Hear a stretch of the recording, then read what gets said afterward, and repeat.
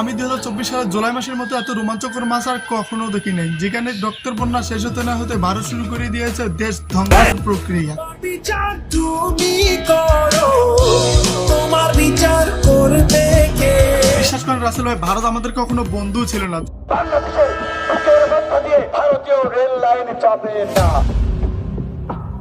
ভারত বাংলাদেশের যুদ্ধের সময় যেটুকু সাহায্য করেছিল এর পিছনে বিশাল বড় একটা স্বার্থ ছিল। এতদিন হাসি আপা ভারতের বিষয়ে বাংলাদেশকে অন্ধ বানিয়ে রেখেছিল।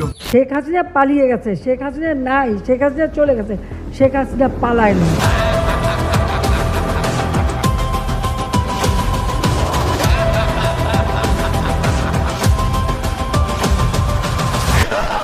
যেখানে হাসি আপা বাংলাদেশ থেকে পদত্যাগ করতে ভারত তার ভয়ঙ্কর রূপ ধারণ করেছে। যেমন এর উদাহরণ ফারাক্কাবাদ। ফারাক্কাবাদ খুলে দেওয়ার পর বাংলাদেশের বিভিন্ন এলাকায় বন্যায় প্লাবিত হয়েছে। তুমি কবি নজরুলের বিদ্রোহী কবিতা উন্নত মমশীর, তুমি রক্তের কালিতে লেখা না।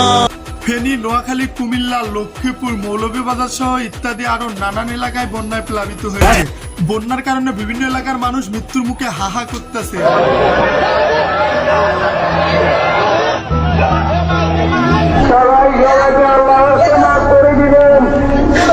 ভারত কি মজা নিতেছে, মজা নিতেছে।